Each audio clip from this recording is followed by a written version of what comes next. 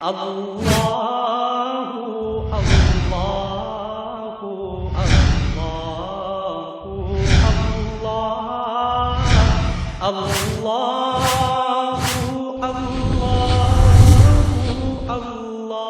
اللہ اللہ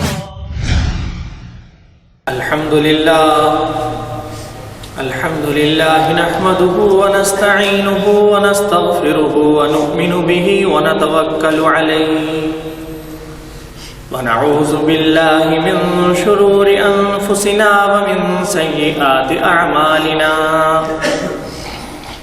من يهده الله فلا مضل له ومن يضلله فلا هادي له وأشهد أن لا إله إلا الله وحده لا شريك له وأشهد أن سيدنا وسندنا ونبينا ومولانا محمدا عبده ورسوله صلى الله تعالى عليه وعلى آله وأصحابه وبارك وسلم تسليما كثيرا كثيرا أما بعد فأعوذ بالله من الشيطان الرجيم بسم الله الرحمن الرحيم لقد جاءكم رسول من أنفسكم عزيز عليه ما عنتم حريص عليكم بالمؤمنين رؤوف رحيم صدق الله العظيم.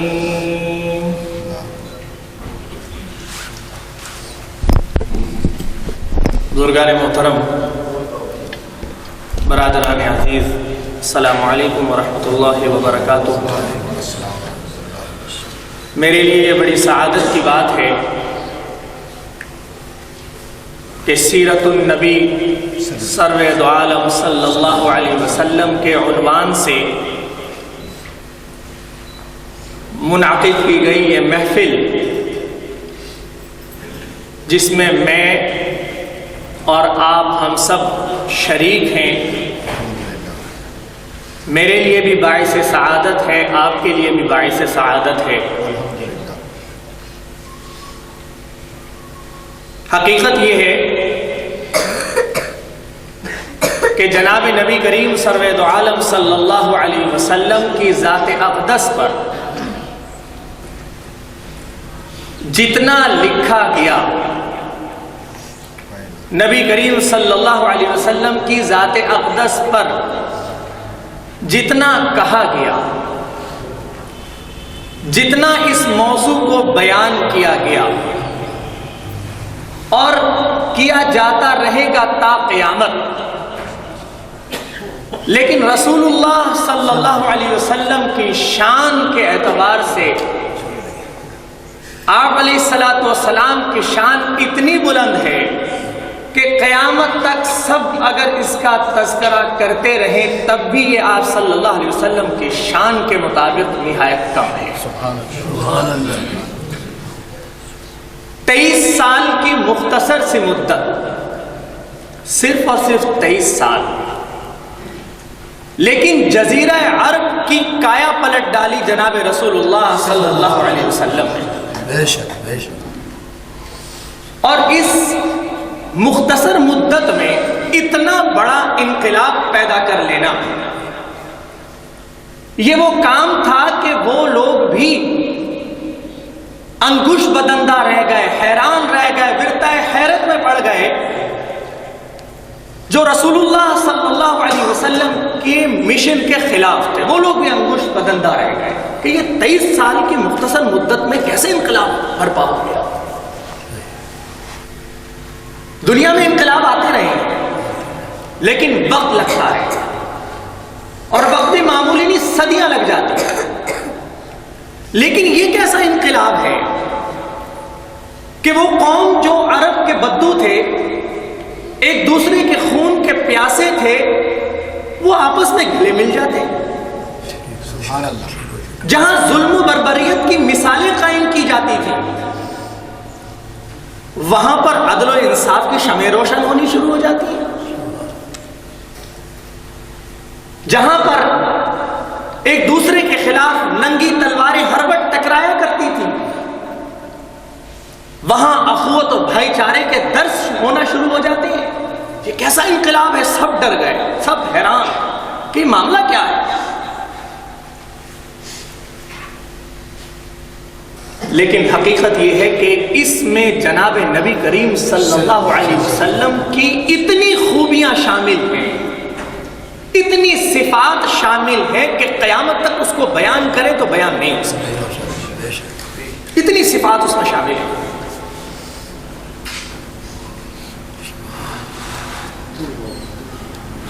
میں سوچ رہا تھا کہ آخر وہ کون کون سے بنیادی وصف ہیں جن سے یہ انقلاب برپا ہوا ہے۔ اس میں بے شمار اوصاف میں سے دو کا انتخاب میں نے یہ کیا کہ آپ کے سامنے عرض کر سکوں کہ یہ دو بنیادی وصف ایسے ہیں کہ جس سے اس مختصر سی مدت کے اندر یہ کایا پلٹ گئی۔ اور بھی بہت ساری صفات ہم شمار نہیں کر سکتے، اتنی ہیں جناب رسول اللہ صلی اللہ علیہ وسلم، لیکن بنیادی دو،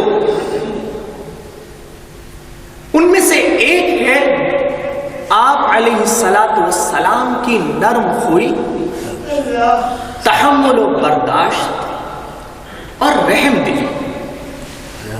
یہ حضرت صلی اللہ علیہ وسلم کا ایسا وصف تھا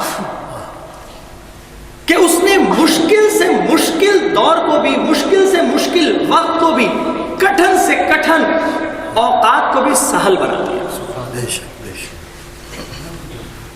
ایک بہت بڑے عالم علامہ نور الدین ہیثمی رحمہ اللہ، ان کی کتاب ہے مجمع الزوائد، علماء بیٹھے انہیں جانتے ہیں، مجمع الزوائد بڑا زبردست ذخیرہ ہے احادیث کا۔ اس میں ایک واقعہ نقل کیا ہے۔ نبی کریم صلی اللہ علیہ وسلم تشریف فرما ہے، ایک نوجوان آیا اور آ کر رسول اللہ صلی اللہ علیہ وسلم سے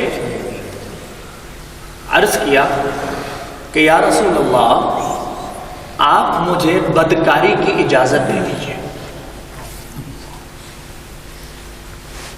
ذرا تصور کیجئے کس کام کی اجازت مانگی جا رہی ہے کہ دنیا کے تمام ادیان اور مذاہب جس کی شناعت پر، جس کے برے ہونے پر سب متفق ہیں، بدکاری کی اجازت کس سے مانگی جا رہی ہے؟ تاجدار دو عالم محمد مصطفیٰ صلی اللہ علیہ وسلم سے، کہ جن کے آگے فرشتوں کی بھی گردنیں جھک جائیں، جن کی عفت کے آگے فرشتوں کی گردنیں جھک جائیں، اس ذات اقدس سے اجازت مانگی جا رہی ہے۔ بدکاری کی یا رسول اللہ اجازت دے دیجیے۔ اور کوئی ہوتا تو ڈانٹتا، ڈپٹتا، محفل سے باہر نکال دیتا، یا صحابہ کرام کو اشارہ کر دیا جاتا کہ اس کو باہر لے جاؤ، 10 باتیں سنائی جا سکتی تھی، لیکن نہیں۔ وہاں رسول اللہ صلی اللہ علیہ وسلم کو اس نوجوان کی زندگی ہلاکت کے گڑھے میں گرتی ہوئی دکھائی دے رہی تھی اگر یہ عمل کر لیا۔ اب کیا کیا؟ ذرا نرم خوئی دیکھیے، رحم دلی دیکھیے۔ آپ علیہ الصلوۃ والسلام نے اس کو اپنے قریب بلایا، ساتھ بٹھایا، محبت اور شفقت کے ساتھ اس کے کندھے پہ ہاتھ رکھا، سبحان اللہ، فرمایا کہ اچھا یہ بتاؤ کہ جس کام کی تم مجھ سے اجازت مانگ رہے ہو، اگر یہی کام کوئی تمہاری والدہ سے کرنا چاہے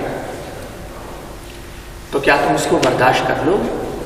عرض کیا یا رسول اللہ، یہ تو ہو ہی نہیں سکتا، یہ میں کیسے برداشت کروں؟ فرمایا کہ ہو سکتا ہے جس سے تم یہ کرنا چاہو وہ کسی کی ماں ہو۔ وہ نوجوان جس کے بند دریچے تھے وہ آہستہ آہستہ ایک ایک کر کے کھلنے شروع ہو گئے۔ اچھا یہ تو معاملہ کچھ اور ہے۔ آپ نے یہاں پر بس نہیں فرمایا، فرمایا کہ اچھا یہ بتاؤ کہ اگر یہی کام تمہاری ہمشیرہ سے کوئی کرنا چاہے؟ عرض کیا رسول اللہ، یہ تو ہو ہی نہیں سکتا، میں کیسے برداشت کر سکتا ہوں؟ فرمایا ہو سکتا ہے کہ وہ بھی کسی کی بہن۔ وہ نوجوان جس کو آپ علیہ السلام اس انداز سے اس کو تربیت اس کی کر رہے ہیں کہ اس کے بند دریچے ایک ایک کر کے کھلنے شروع ہو گئے. اور صرف یہیں پر بس نہیں فرمایا, رسول اللہ صلی اللہ علیہ وسلم نے اس کو دعا دی اور فرمایا کہ اللہم طہر قلبہ, اے اللہ اس کے دل کو پاک بنا, وحسن فرجہ, اے اللہ اس کی شرمگاہ کی حفاظت فرما لے. ایسی دعا دی کہ وہ شخص ساری زندگی کے لیے اس مجلس سے توبہ کر کے اٹھا اور ہمیشہ ہمیشہ کے لیے تائب. سبحان اللہ. عرض کر رہا ہوں, رحم دلی, نرم خوئی, تحمل و برداشت, کیسے کیسے مواقع سامنے آئے آپ صلی اللہ علیہ وسلم. لیکن یہ ایسی صفت تھی جناب نبی کریم صلی اللہ علیہ وسلم کی کہ اس نرمی نے, رحم دلی نے بے شمار مواقع میں اللہ تعالیٰ نے اس کی وجہ سے آسانیاں پیدا فرمائی.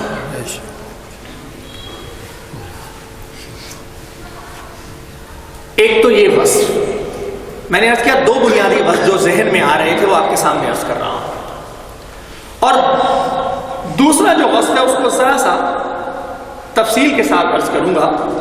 وہ وصف یہ تھا جناب نبی کریم صلی اللہ علیہ وسلم کہ آپ علیہ السلام نے جو بات اپنی زبان مبارک سے فرمائی اس سے کہیں زیادہ اس پر عمل کر کے دکھایا, جس کو ہم قول و فعل کی یکسانیت کہتے ہیں. اور آپ یقین کیجئے کہ آپ علیہ السلام نے جو بات ارشاد فرمائی ہے, جو احادیث موجود ہیں, اس میں فعلی احادیث قولی احادیث کی بنسبت زیادہ ہے. اس کی ذرا تفصیل مختصر سے عرض کرتا ہوں. ایک ہوتی ہے قولی حدیث, آپ علیہ السلام نے کوئی بات ارشاد فرمائی, انما الاعمال بالنیات, مشہور حدیث ہے, لوگوں کو یاد ہوتی ہے, یہ قولی حدیث. اور ایک ہوتی ہے فعلی حدیث, یعنی آپ صلی اللہ علیہ وسلم نے یہ کام کیا, آپ علیہ السلام نے یہ کام انجام دیا, یہ فعلی حدیث ہوئی. تو ایک بہت مشہور کتاب ہے, اس کتاب کے اندر کنز العمال, حدیث کا سب سے بڑا ذخیرہ, علامہ علی متقی رحمہ اللہ کی کتاب ہے. اس میں انہوں نے قولی احادیث کو اور فعلی احادیث دونوں کو جمع کیا. اس میں اگر کوئی آدمی دیکھے تو خود اندازہ کر لے گا کہ فعلی احادیث قولی احادیث کی بنسبت زیادہ ہے, جس سے یہ پتا چلتا ہے کہ رسول اللہ صلی اللہ علیہ وسلم نے جو بات ارشاد فرمائی ہے اس سے کہیں زیادہ اس کو عمل کے ذریعے کر کے دکھایا ہے. جس قائد کے اندر یہ وصف پیدا ہو جائے, جس کے اندر یہ صفت پیدا ہو جائے کہ وہ جو بات کہہ رہا ہو اس سے کہیں زیادہ اس کے اندر عمل کا جذبہ اور اس نے عمل کے ذریعے ثابت کیا ہو, تو پھر اس کی بات میں اثر نہیں ہوگا تو کس کی بات میں اثر ہوگا. آپ یقین کیجئے, آپ تھوڑا سا غور فرمائیے. نمازیں, آپ علیہ السلام کی تعلیم یہ ہے مسلمانوں کے لیے کہ 5 نمازیں فرض ہیں, فجر, ظہر, عصر, مغرب, عشاء, 5 نمازیں فرض ہیں. لیکن خود جناب رسول اللہ صلی اللہ علیہ وسلم نے 8 نمازیں پڑھی, 5 یہ, پھر اشراق, چاشت کی نماز بھی, اور تہجد کی نماز. تہجد آپ علیہ السلام پر واجب تھی, خود 8 وقت کی نمازیں پڑھ رہے ہیں, اور امت کو سہولت کے پیش نظر یہ فرمایا کہ 5 وقت کی نمازیں پڑھ. جماعت کی تعلیم ہے کہ جن کے گھر قریب ہیں وہ آ کے مسجد میں جماعت ادا کریں, جماعت سے نماز ادا کریں. لیکن خود آپ علیہ السلام کا عمل یہ ہے کہ مرض وفات میں بھی 2 صحابہ کرام کا سہارا لے کے جناب رسول اللہ صلی اللہ علیہ وسلم مسجد نبوی میں تشریف لا کر نماز ادا کریں. روزوں کا حکم مسلمانوں کے لیے یہ کہ 1 مہینہ رمضان المبارک کا ہوگا, سب نے اس مہینے میں روزے رکھیں, جن جن پر فرض ہے سب نے رکھیں. لیکن خود یہ عالم تھا کہ وہ 1 مہینہ تو روزہ رکھنا ہی تھا. آپ علیہ السلام کا کوئی مہینہ روزوں سے خالی نہیں جاتا تھا. 13, 14, 15 ایام 20 آپ صلی اللہ علیہ وسلم روزے رکھتے تھے. ذرا اس پہلو کو غور کیجئے کہ جو بات ارشاد فرمائی ہے اس سے کہیں زیادہ عمل کر کے دکھایا آپ صلی اللہ علیہ وسلم.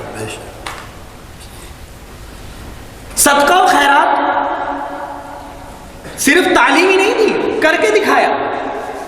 ایسے ہی عصر کی نماز ہے، صحابہ کرام موجود ہیں، آپ صلی اللہ علیہ وسلم خلاف معمول اندر گھر چلے جاتے ہیں، پھر واپس تشریف لاتے ہیں۔ صحابہ کرام پوچھتے ہیں یا رسول اللہ آج خلاف معمول آپ جلدی سے چلے گئے اور پھر واپس تشریف لائے۔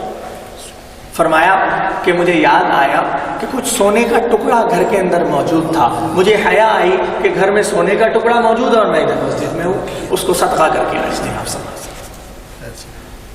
حضرت ام سلمہ رضی اللہ تعالی عنہ فرماتی ہیں کہ ایک دن فرمانے لگے کہ 7 دینار گھر کے اندر موجود ہے، جلد از جلد اس کو صدقہ کرو، جلد از جلد صدقہ کرو۔ مرض وفات کے اندر، مرض وفات جس آپ علیہ السلام کا جب وصال قریب تھا، اس وقت رسول اللہ صلی اللہ علیہ وسلم کے بارے میں آتا ہے کہ آپ علیہ السلام نے فوراً کہا کہ بھئی اشرفیہ کچھ موجود ہے، اس کو فوراً صدقہ کر دو، کہیں ایسا نہ ہو کہ محمد اپنے رب سے اس حالت میں ملاقات کرے کہ گھر میں کچھ سونا گھر میں بچا رہ گیا، اس کو صدقہ نہیں کر سکا۔ اللہ اکبر۔ عام مسلمانوں کو تو تعلیم یہ ہے کہ 40واں حصہ اللہ کے راستے میں دینا ہے، 2.5% اللہ کے راستے میں دینا ہے، زکوٰۃ، صدقہ اس سے اوپر۔ لیکن خود یہ عالم تھا جناب رسول اللہ صلی اللہ علیہ وسلم کا کہ اپنی ضروریات نہایت سادہ طریقے سے پوری فرما کر باقی سب کچھ صدقہ فرما دیتے تھے۔ تصور کیجئے کہ جو بات فرمائی اس سے کہیں زیادہ عمل کر کے دکھائے۔ یہ بات میں آپ کے اس لیے گوش گزار کروا رہا ہوں کہ آج کاش یہ ہمارے اندر یہ بات پیدا ہو جائے کہ ہم جو بات کہہ رہے ہوں اس پر عمل کریں تو ہماری بات میں بھی اثر ہو جائے، اگلے کے دل میں بھی بات اتر جائے، اس سے انقلاب پیدا ہوتا ہے۔ آپ علیہ السلام کی ساری زندگی اسی عمل سے عبارت تھی۔ ذرا دیکھ لیجئے، تاریخ اٹھا کے دیکھ لیجئے، سیرت طیبہ کا کوئی سا بھی گوشہ اٹھا کر دیکھ لیجئے، آپ کو یہ بات نظر آ جائے گی۔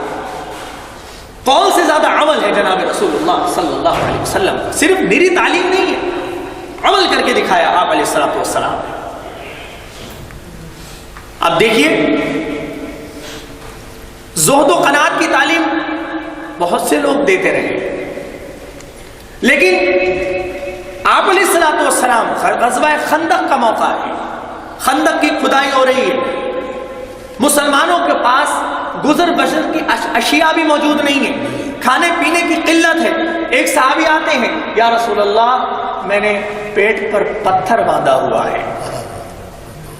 آپ علیہ السلام نے اپنی قمیض اٹھائی، 2 پتھر باندھے ہوئے تھے۔ سبحان اللہ۔ زہد و قناعت کی تعلیم بہت سے لوگوں نے دی ہوگی، لیکن جو میرے رسول صلی اللہ علیہ وسلم نے صرف تعلیم ہی نہیں عمل کر کے دکھایا۔ بے شک۔ کئی دن گھر میں چولہا نہیں جلا، محمد مصطفیٰ سرور عالم صلی اللہ علیہ وسلم کے گھر میں کئی دن گزر جاتے تھے۔ ایک دفعہ جا رہے تھے ایک صحابی کے ساتھ، کھجور کے درخت کے نیچے کچھ کھجوریں پڑی ہوئی تھی، گری ہوئی تھی، آپ صلی اللہ علیہ وسلم نے اٹھائی، تناول فرما لی۔ صحابی نے پوچھا یا رسول اللہ آپ نے یہ کھا لی؟ فرمایا 6 دن سے میں نے نہیں کھایا تھا، 6 دن سے۔ زہد و قناعت رسول اللہ صلی اللہ علیہ وسلم۔ مساوات کی تعلیم بہت سے لوگوں نے دی ہے، بڑے بڑے قائدوں نے دی ہے، مساوات دھوم رچاتے ہیں مساوات کا، لیکن رسول اللہ صلی اللہ علیہ وسلم نے جو مساوات، اسی غزوہ خندق میں ذرا تصور کیجئے کہ جتنا حصہ خندق کھودنے کا ایک عام سپاہی، ایک عام صحابی کو حاصل ہے، جتنا ان کو دیا ہے، انہی کا آقا کدال لے کر اتنا ہی حصہ خود بھی کھود رہا ہے۔ رسول اللہ صلی اللہ علیہ وسلم نے اتنا ہی حصہ لے رکھا ہے۔ یہ ہے مساوات کی تعلیم۔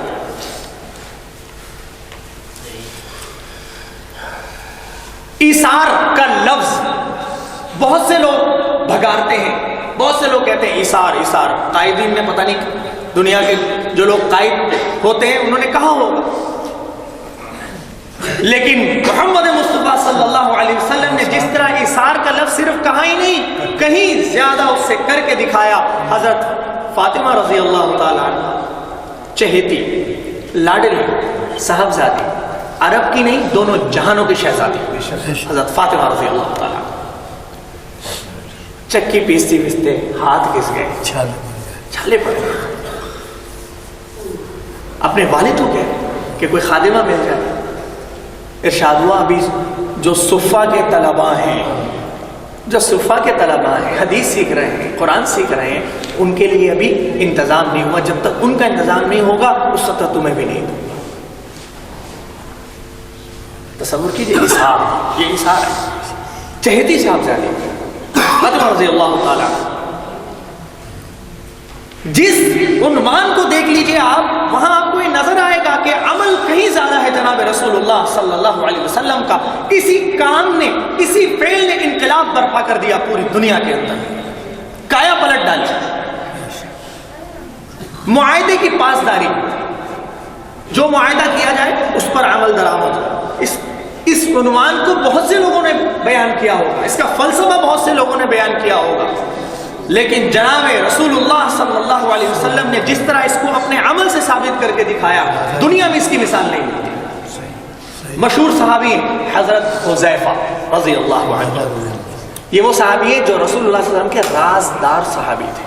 آپ صلی اللہ علیہ وسلم نے کچھ راز بتا رکھے تھے حضرت حذیفہ رضی اللہ عنہ کہ دیکھو جو لوگ میرے ارد گرد ہیں ان میں کچھ منافق بھی ہیں. آپ صلی اللہ علیہ وسلم نے ان کو بتا رکھا. حضرت حذیفہ وہ خاص صحابی ہیں.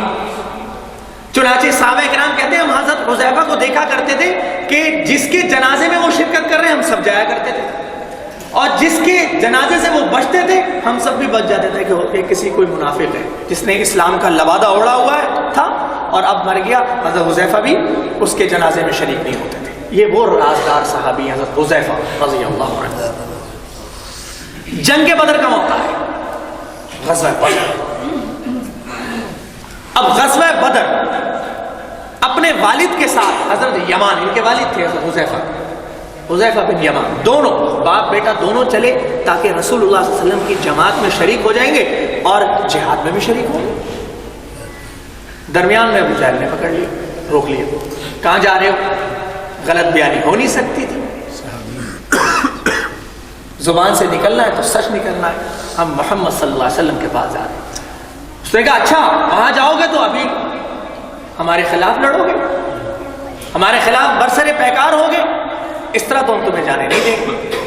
ایک صورت ہے کہ تم ہم سے وعدہ کر کے جاؤ کہ جب محمد مصطفیٰ صلی اللہ علیہ وسلم کے پاس جاؤ گے تو ہمارے خلاف لڑو گے نہیں, تلوار رکھ کے وعدہ لے لو. کہ ٹھیک ہے. پہنچے رسول اللہ صلی اللہ علیہ وسلم کی خدمت میں پہنچے, سارا ماجرا ذکر کیا. آپ صلی اللہ علیہ وسلم نے فرمایا کہ تم ہمارے ساتھ نہیں جا سکتے. غزوہ بدر میں بدریین میں شامل نہیں ہو سکتے, اور ہے بھی نہیں. وہ بدریین جن کے نام کا وظیفہ پڑھ کر دعائیں قبول کی جاتی ہیں ان میں ان حضرات کا نام شامل نہیں ہے.